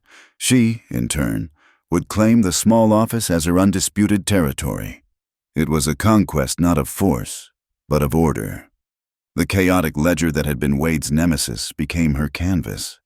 She spent 2 full days with ruler, ink, and fresh paper, creating a new set of books. She drew clean, crisp columns for income and expenditures, for livestock counts, for supplies, for wages. She cross-referenced everything. The messy pile of receipts, bills of lading, and IOUs that had been stuffed into a desk drawer were sorted, cataloged, and filed in neat bundles tied with string. She created a chart, a simple but ingenious thing of lines and figures, that showed the flow of money through the ranch, making the health of their enterprise visible at a single glance. She read his tally books and started a new record, tracking not just the number of calves born, but their lineage, their weight at branding, creating a history for the herd that would allow for better breeding choices in the years to come. In the evenings, Wade would come into the office, smelling of horse and sweat and open air. He would stand in the doorway, a large, quiet presence, and simply watch her work. He never interfered, never questioned her methods. He would just look at the clean lines and neat figures, a look of quiet awe on his face. "I never knew it could look like that," he said one evening, pointing to her cash flow chart. "I always just kept it in my head. Hoped I had more coming in than going out." She explained the lines, the projections, the way a debt for feed in the spring would be balanced by a sale of steers in the fall. He listened intently, asking sharp, intelligent questions. He was not an uneducated man, just one whose education had been in the language of weather and cattle, not numbers. He was a quick study. One evening, as she was explaining a plan to consolidate their purchases of salt licks to get a better price, she said, without thinking, "It will save us a considerable amount over the year." She saw it then, a small, almost imperceptible smile that touched the corners of his mouth before vanishing. It was the first time she had used the word "us" when referring to the ranch. The sound of it, hanging in the quiet room, was as solid and real as the desk between them. It was the sound of a partnership taking root. But Clara knew that a partnership on the Broken Spur could not be confined to the office. The land itself demanded more. She had told Wade she could ride, but her experience was limited to gentle canters in a Boston park. Riding on the prairie was a different language altogether, one of muscles and balance and a constant conversation with the animal beneath you. Wade taught her, his instructions simple and direct. He shortened her stirrups, adjusted her reins, and showed her how to read the terrain, how to shift her weight for a steep incline, how to navigate a rocky creek bed. She was a determined student, and though her muscles ached every night, she felt a new sense of freedom, a thrill in the sheer power and motion of it. She learned other things, too. When a wagon wheel split a rim miles from the house, she didn't just stand by. She helped Wade brace the wheel, learned how to work the jack, handed him the tools, her hands becoming smudged with grease and dirt. She went with him to the mercantile in Redemption to negotiate for the winter's supply of salt and grain, and found that her head for figures and her quiet, firm manner made the proprietor drop his price by a full 2 cents on the pound. She recorded the transaction in a small notebook, a debt that would be paid, just as their partnership was a debt of respect, paid daily through mutual effort. The first storm of the season arrived without warning. One afternoon, the vast blue sky of the morning was suddenly erased by a bruised, purple-black wall of clouds that rolled in from the west with terrifying speed. The temperature dropped, and the wind began to howl, a low, mournful sound that ripped through the apple orchard. The yearlings, Wade said, his face grim as he scanned the sky from the porch. They're in the north pasture. No shelter. They'll scatter. Before Clara could say a word, he was gone, running toward the barn, shouting for Daniel and the other hands. She watched from the kitchen window as they galloped out, dark figures against the storm-darkened land. The first drops of rain, fat and heavy, began to spatter against the glass. Within minutes, the rain became a deluge, a solid, wind-driven sheet of water that blurred the entire world into a churning gray chaos. Thunder cracked directly overhead, so loud the windows rattled in their frames. Clara busied herself, stoking the fire in the main room, putting a large kettle of water on the stove to boil, gathering clean towels. She worked with a frantic, focused energy, her anxiety a tight knot in her stomach. Every crash of thunder sounded like a disaster. It was nearly dark when they returned. She saw the faint glimmer of a lantern first, a tiny star in the maelstrom, and then the shapes of the riders, slumped and exhausted, driving a huddled, miserable-looking mass of young cattle into the main corral. She met Wade at the back door. He was soaked to the skin, his hair plastered to his head, water streaming from the brim of his hat. He was shivering, his face pale and drawn with pain. He was holding his left arm awkwardly against his body. "What is it? What's wrong?" she cried, her voice sharp with alarm. "It's nothing," he gritted out, his teeth chattering. "A skittish colt bolted, pinned me against a fence post, just twisted my shoulder." He tried to shrug, and a sharp intake of breath betrayed the extent of the injury. "Get inside," she ordered, her tone leaving no room for argument. She helped him out of his dripping coat, the simple act sending a fresh wave of pain across his face. She sent a ranch hand for the medical kit and led Wade toward the small downstairs bathroom, which also served as a laundry. The room was already steamy from the kettles of hot water she had poured into the large copper tub. "You need to get out of those wet clothes and into the warm water," she said, her voice all business. "It will help with the chill and ease the muscles." He stood there, exhausted and in pain, looking at the buttons on his shirt as if they were a complex puzzle he couldn't solve. His right hand was clumsy with cold. His left was useless. Without a word, Clara stepped in front of him. Her fingers, nimble and sure, went to the buttons of his wet shirt. She worked methodically, not thinking about the intimacy of the act, only about the necessity of it. This was a partner in need of aid, a man who was hurt. She eased the wet fabric off his good shoulder first, then gently, carefully, worked it over the injured one. His skin was cold to the touch. The shoulder was already beginning to swell, a dark bruise forming beneath the skin. She saw him clench his jaw, but he made no sound. Her touch was purely practical, her focus clinical. She was no longer a jilted bride or a bookkeeper. She was a caregiver, her actions dictated by the simple, urgent needs of the moment. She turned to leave, to give him privacy to finish. "I'll lay out some liniment and bandages." "Clara," he said, his voice a low rasp. She stopped, her hand on the doorknob. I can't manage the rest on my own." The admission was quiet, raw, and cost him dearly. She turned back. In the steamy, lamp-lit room, he was no longer the strong, self-sufficient rancher. He was a vulnerable man, shivering with cold and pain. A strange, fierce wave of protectiveness washed over her. She helped him the rest of the way, her movements efficient and devoid of any self-consciousness. She averted her eyes when necessary, her focus on the task, not the man. It was a moment of profound intimacy, born not of passion, but of pure, unadorned necessity. When he was settled in the hot water with a sigh of relief, she washed the mud from his hair and gently cleaned the scrapes on his arm. Then, she took a clean cloth and began to tend to his injured shoulder. When she was done, she left the room so he could dry himself with the towel she had left within his reach.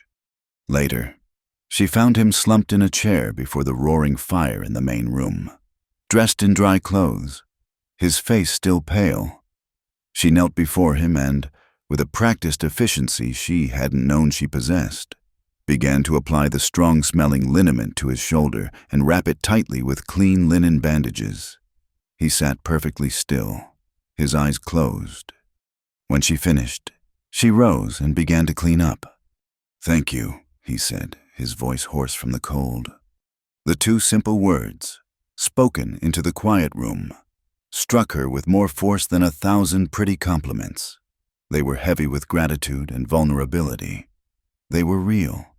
She looked at him, truly looked at him, and saw not just her partner, her husband by contract, but a good man who was hurt and tired. Her heart, a place she had kept so carefully guarded, warmed with a feeling that was gentle and deep and completely unexpected. That night, they sat for a long time by the fire, the storm still rumbling in the distance. They sat in their usual chairs, on opposite sides of the hearth, a respectable distance between them. But the space felt different tonight, charged with the shared experience of the storm, the unspoken intimacy of her care for him. They talked, not about ledgers or cattle prices, but about the pasts that had shaped them. He spoke of his parents, of the weight of his father's dreams. She spoke of Boston, of the suffocating grayness of a life with no future. They spoke of regrets and of small, carefully tended hopes. In a lull in the conversation, their eyes met across the flickering firelight.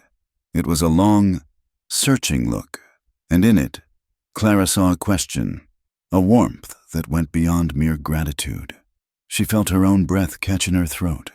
The air between them grew thick, and the unspoken terms of their arrangement let affection grow in its own season seem to be dissolving in the heat of the fire. It was she who broke the gaze first, looking down at her hands in her lap, her heart hammering. He, too, looked away, turning his attention to the flames. They had reached a precipice, and both had, by a silent, mutual consent, taken a step back, honoring the promise they had made to each other. Wade reached for the book of Emerson on the small table beside him, a signal that the conversation was over. He held it for a moment, his fingers tracing the worn cover, but he didn't open it. He looked at her again, his expression serious in the firelight. "Do you regret it?" he whispered, his voice so low it was almost lost in the crackle of the logs. Coming here. Clara didn't have to think. The answer was there, solid and certain, a bedrock beneath the chaos of the past week. She looked at him, at his tired, honest face, at the house he had built, at the life that was taking shape around them. "No," she said, her voice as quiet and as sure as his. "I don't—" The autumn that followed was a season of settling. The rhythms of the ranch became the rhythms of Clara's life. The days were measured not just by the sun, but by the tasks at hand: mending, baking, ordering supplies, and, always, the steady, satisfying work of bringing order to the ranch's finances. The partnership, once a fragile agreement spoken on the open prairie, was now a solid, working machine, each part moving in concert with the other. It was during a long evening in the office, with the first hint of a chill in the air promising a hard winter to come, that the partnership faced its first true test. Wade stood over the large map of the Broken Spur lands he had drawn by hand, his finger tracing the northern boundary. "Here," he said, his voice tight with a familiar frustration. "The Jenkins parcel. It's only 160 acres, but it's the most important piece of land in this valley that isn't mine." Clara looked at the map. The parcel was a wedge that pushed into their best summer grazing land. "It's not the grass I need," Wade continued, reading her thoughts. "It's the water. There's a spring on that land. Clara, a deep one. Old man Jenkins used to say it never ran dry, not even in the great drought of '58. If we have a dry summer next year, that spring could mean the difference between profit and ruin. It would let us run another 200 head of cattle through the season. So we make Mr. Jenkins an offer," Clara said, her pen poised over a fresh sheet of paper. "I have," Wade said, a grim line to his mouth. 3 times. He knows what he's got, and he knows I need it. He's asking a king's ransom for it, a price that's twice what the land is worth, and he won't take a penny less. In cash. Clara looked at the ledger, at the column that represented their available capital. Jenkins's price was not just high, it was crippling. It would drain their cash reserves completely, leaving them with no buffer for the winter, no funds for emergencies. It was a bad deal, a desperate one. "He's being unreasonable," she stated. "He's being smart," Wade countered. "And I suspect he's getting advice.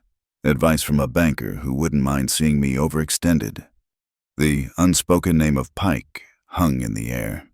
This wasn't just a land deal, it was a proxy war. For 2 days, the problem simmered. Wade was tense and short-tempered, his frustration a palpable presence in the house. Clara said little, but her mind was at work. She spent hours with the ledgers, not just looking at the flow of cash, but at the entire web of the ranch's assets and relationships. She was looking for a different kind of currency.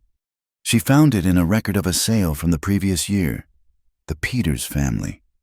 She said to Wade on the 3rd evening, tapping a line in the book, "Their ranch borders ours to the south. You sold them 20 head of cattle last year." "I did," Wade said. His interest piqued. "Abe Peters is a good man, but he's always struggled to improve his herd's bloodline."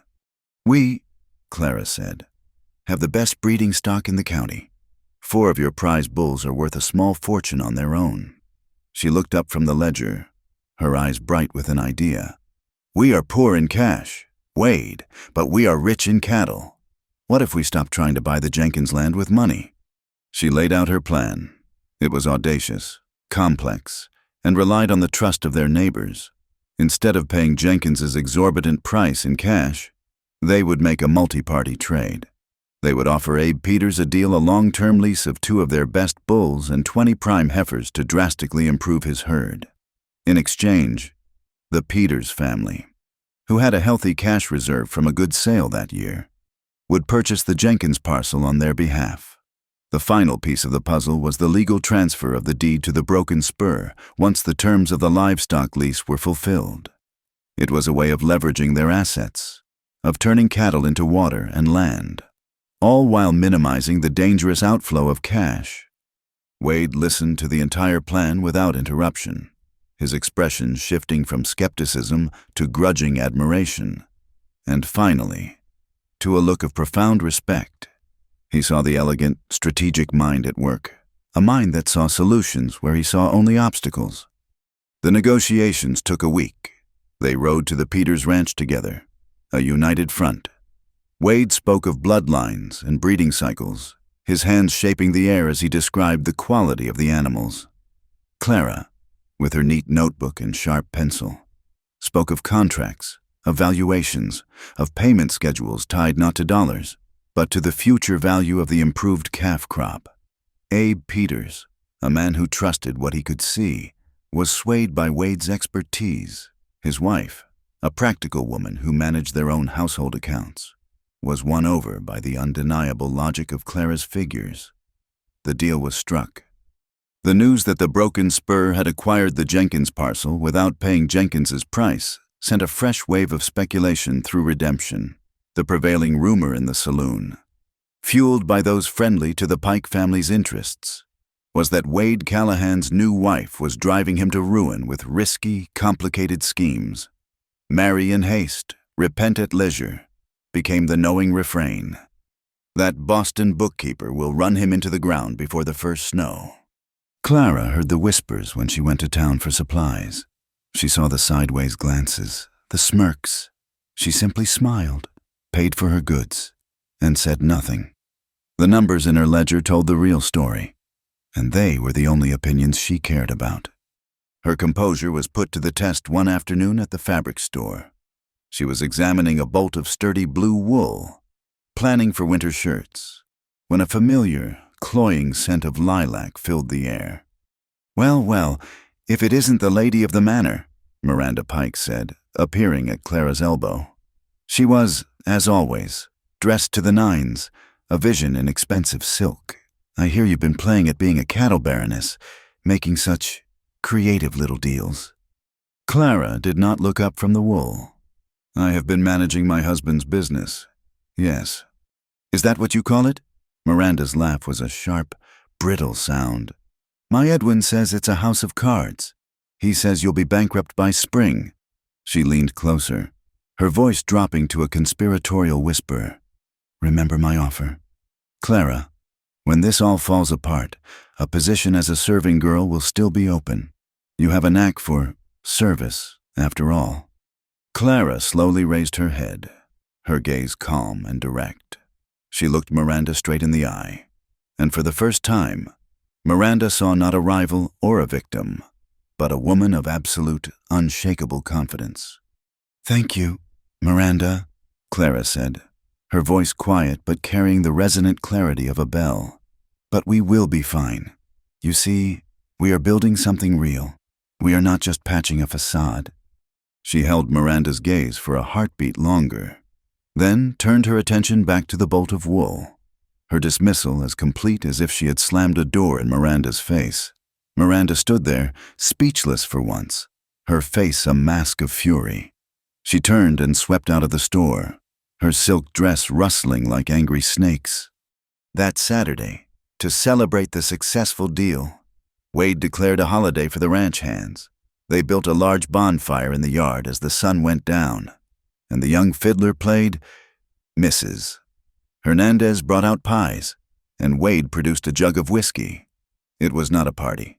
It was a gathering of a family, a small community celebrating a shared victory.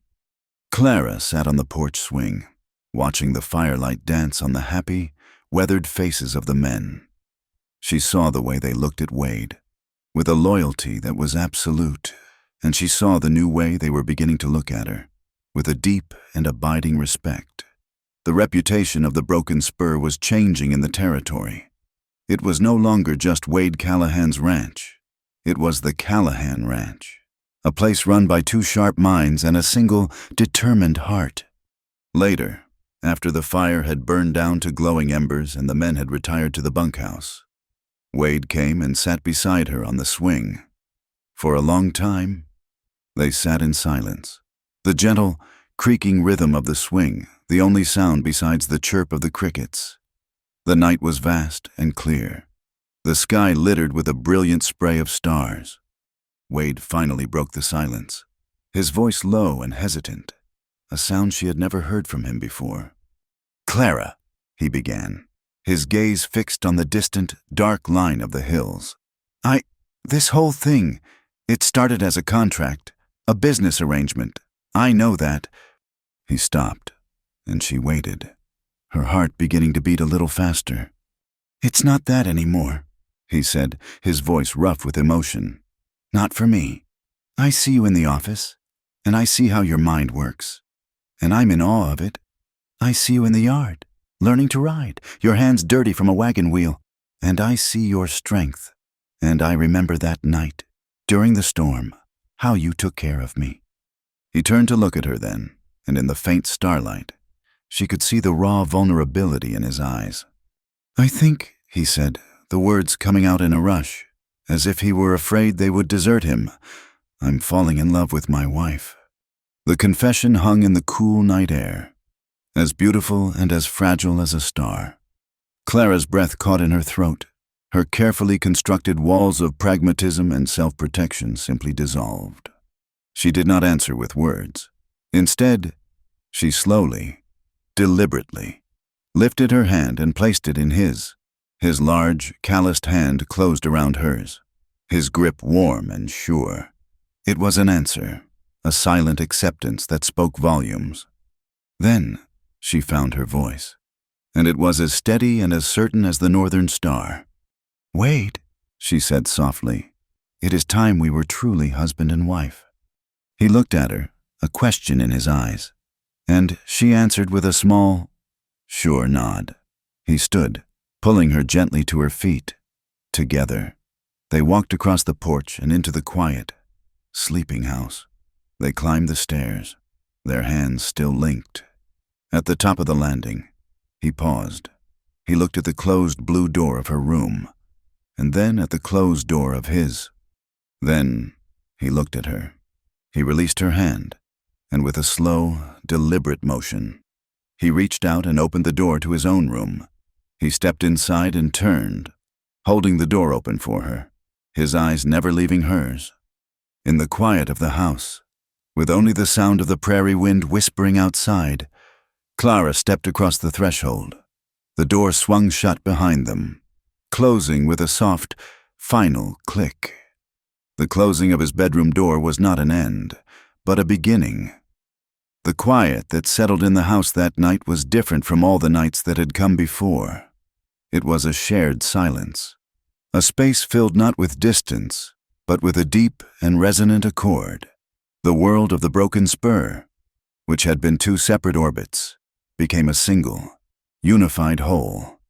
Winter arrived not with a roar, but with a slow, steady chilling of the air and a sky that turned the color of dull pewter. It was a time for turning inward, for the warmth of the hearth and the quiet work that sustained the ranch through the lean months. It was during this quiet time that Wade undertook a secret mission, on a trip to Redemption for supplies. He paid a visit to Mrs. Grayson. He spoke to her in the privacy of her back parlor, asking if, in her initial conversations with Clara, she had ever mentioned any family. Mrs. Grayson, a woman who missed little and forgot less, recalled the mention of an older sister, Eleanor, who had married a blacksmith and moved west herself, to a town in the Nebraska Territory. It took Wade another 2 weeks, writing discreet letters to the postmasters of 3 different towns. But he finally found her. The letter from Eleanor arrived on a day when the north wind was a physical presence, a relentless force that rattled the window panes and moaned under the eaves. The post rider, bundled to his eyes in scarves, delivered it along with a catalog from St. Louis. Clara saw the unfamiliar, elegant script on the envelope and the Nebraska postmark, and her hands began to tremble. She took it to the warmth of the fire, her back to Wade, needing to face this ghost from her past alone. She slit the envelope with a small knife. The letter was long, filled with years of unspoken words.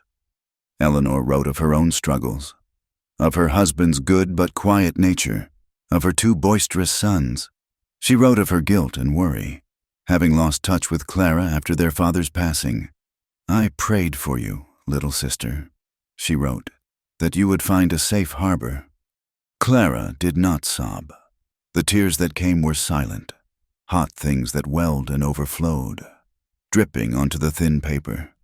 They were not tears of sadness for what was lost, but of profound, aching relief for what had been found.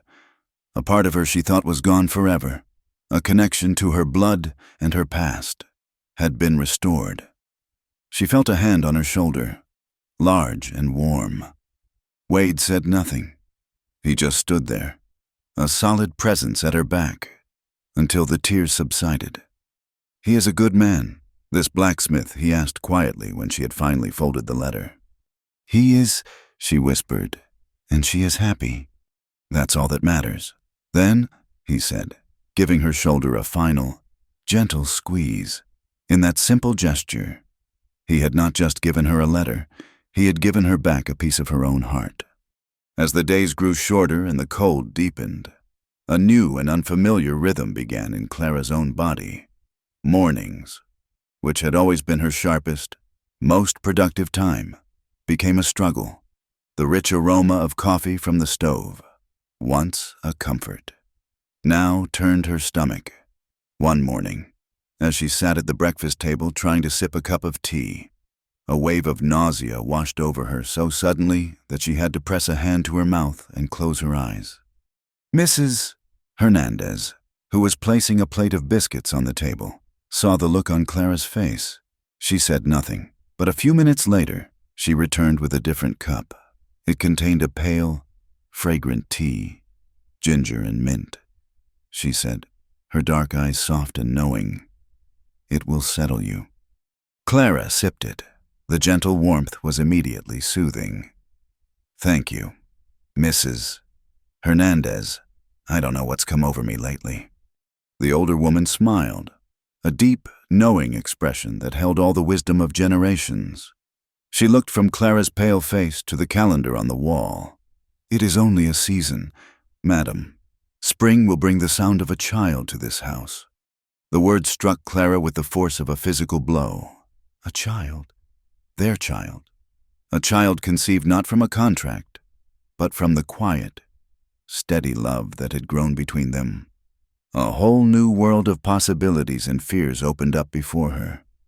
When she told Wade that evening, he was standing by the fire, cleaning a rifle. He stopped, the oilcloth still in his hand, and stared at her. His face, usually so composed, was a mask of stunned, unfiltered joy. He put the rifle down with deliberate care, walked to her, and placed his large, gentle hands on her stomach. He didn't speak. He just held them there.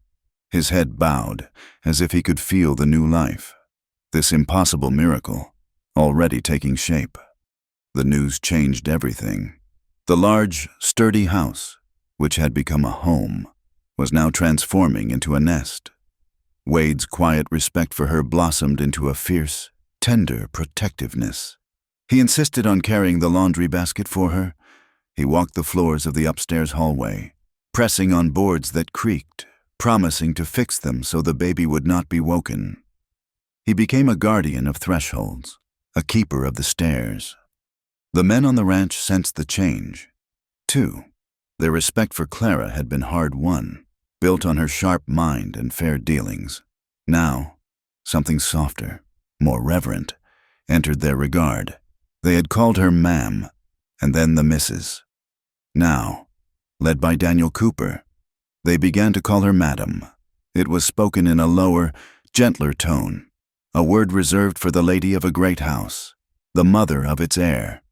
Christmas arrived with a thick blanket of snow that muffled the world in a beautiful, profound silence.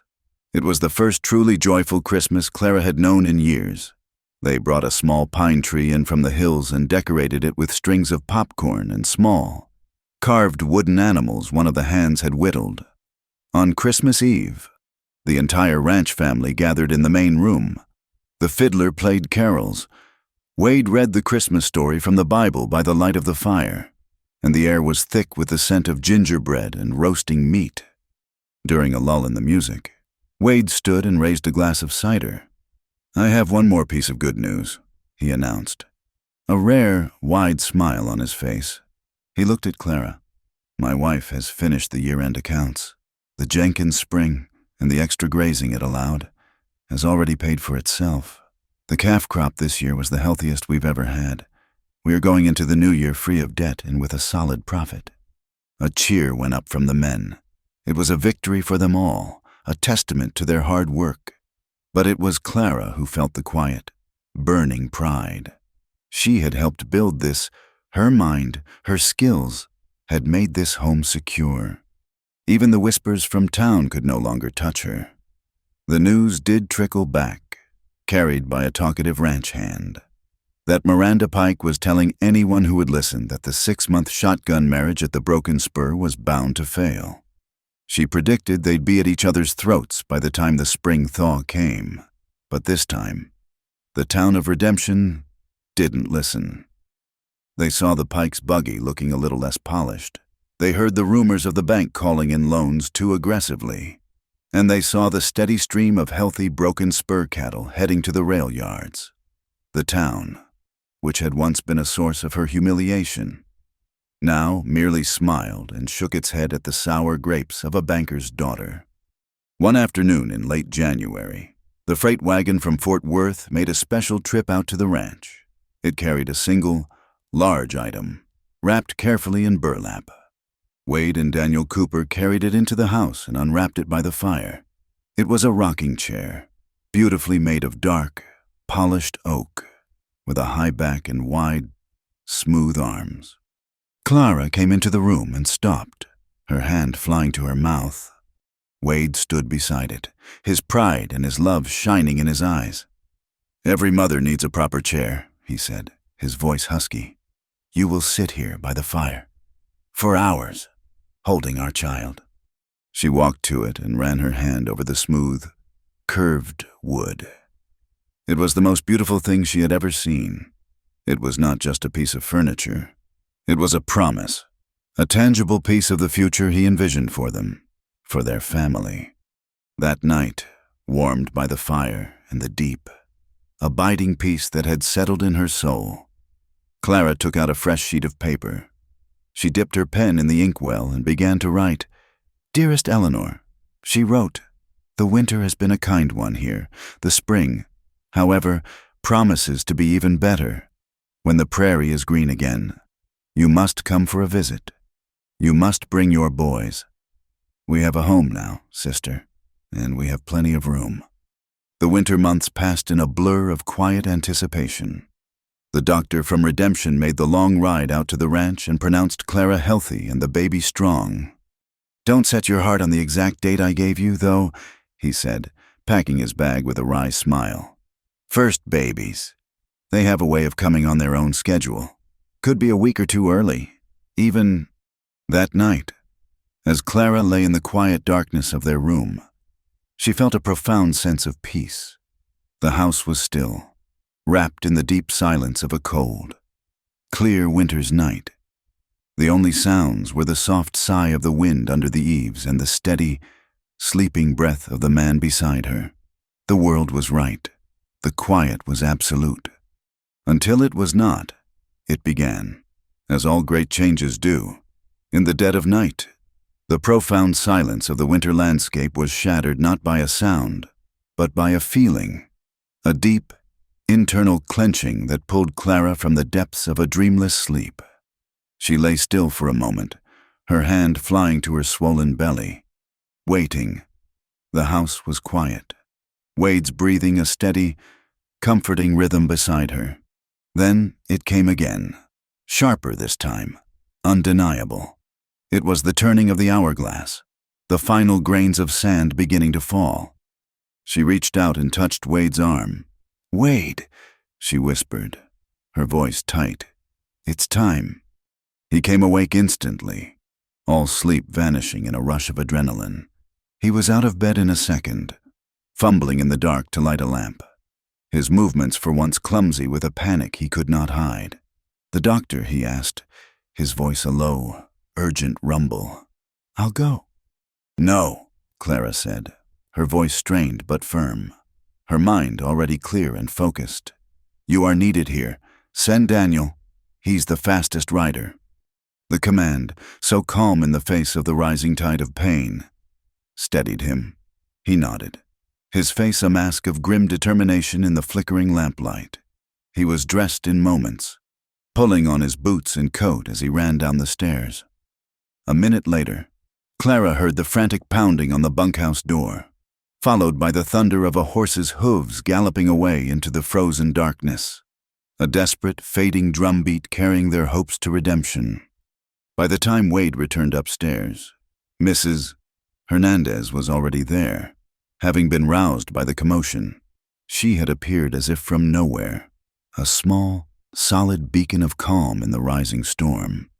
She was already heating water, her movements efficient, her face serene. She looked at Wade, at his large, useless hands, and his face tight with a fear he could not master. She pointed toward the stairs. "Men belong in the kitchen," she said, her voice soft but absolute. "Making coffee." It was not a suggestion, it was a decree. For a man used to being the undisputed master of his domain, it was a strange and humbling experience. But he went. He understood that the room upstairs had become a sacred space, a woman's world, and his presence would be a hindrance, not a help. He spent the next hours in a state of suspended agony. He made the coffee, the familiar, mechanical task a small anchor in his churning anxiety. He paced the floor of the main room, from the cold hearth to the dark windows and back again. The entire world had shrunk to the space of that house, and his entire heart was in the room directly above his head. He could hear the low murmur of Mrs. Hernandez's voice, the creak of the floorboards, and, in the long silences between, the sharp, pained gasps of his wife's breathing. Every sound was a torment, a reminder of his own powerlessness. He, who could face down a stampede or a blizzard, was utterly helpless in the face of this miracle, this terrifying, beautiful work. He stood on the porch as the first hint of light began to stain the eastern sky, a pale, gray smear against the darkness. The world was holding its breath. The wind had died, and the air was so still he could hear the frantic beating of his own heart. And then, a new sound. It was thin and sharp, and it sliced through the pre-dawn stillness like a knife. It was a sound of outrage, of protest, of pure, unadulterated life. A baby's cry. As if in answer, the sun broke over the horizon, and the gray sky bloomed into a soft, hopeful rose. Wade didn't remember climbing the stairs. He only remembered bursting into the room to see Clara, pale and exhausted, but luminous, propped against a mountain of pillows. And in the crook of her arm, wrapped in a soft white blanket, was a small, red-faced, squirming miracle. The doctor, who had arrived just in the nick of time, turned from the wash basin with a tired smile. "You have a fine, healthy son, Mr. Callahan." Wade approached the bed as if it were a holy altar. He looked down at the tiny, perfect creature, at the wisps of dark hair, the impossibly small, clenched fists. He reached out a hand, his large, calloused fingers, which could break a horse or mend a fence, trembling like a leaf. He gently touched the baby's cheek, his touch so light it was barely a whisper. They named him William Thomas Callahan. William for the father Wade had loved and lost, the man who had first built this house, and Thomas for the father Clara had mourned, the man whose memory had driven her across a continent in search of a new life. In their son, the two families, the two pasts, were joined, their roots intertwined to form a new and stronger tree. A week later, another letter arrived from Eleanor. She had received Clara's invitation. "Nothing," she wrote, "could keep me away. Expect us in May." That evening, Wade spent an hour on the porch, planning and sanding a third, smaller rocking chair. The porch was ready. Their family was expanding, making room, drawing its lost and distant members home. As the last of the snow melted and the first green shoots of spring pushed their way through the hard Texas soil, Clara sat in her oak rocking chair on the porch, her son sleeping soundly in her arms. The air was soft and carried the sweet, promising scent of the blossoming apple trees and the damp, rich smell of the earth coming back to life. Wade came and stood beside her, his shadow falling over them, a gentle, protective shade. He looked down at his wife, at the peaceful, trusting face of his son, and his heart was so full he thought it might break. This wasn't just fate. "Clara," he said, his voice thick with an emotion he no longer tried to hide. "This wasn't just something that happened to you. This was your choice." She looked up at him, her eyes clear and shining with a love that was as deep and as solid as the land around them. "It was," she said softly, "the best choice I ever made."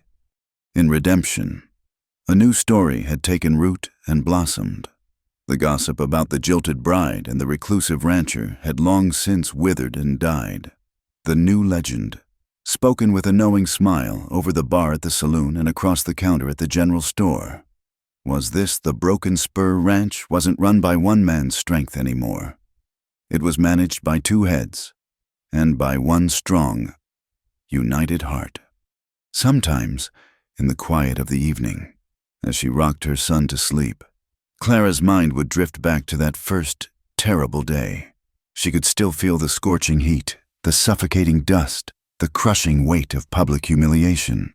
And she could still hear, as clearly as if he were standing beside her, the deep, calm voice of a stranger who had looked at her not with pity, but with respect. "Then she's free to choose me." The words still echoed in her memory. A turning point, a door opening in a dark and hopeless wall.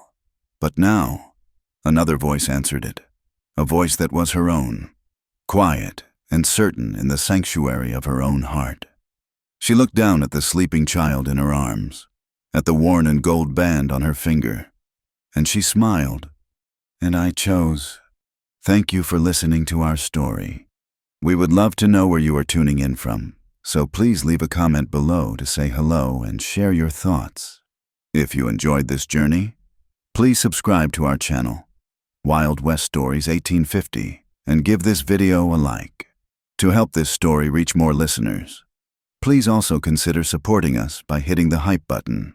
Your support means the world to us.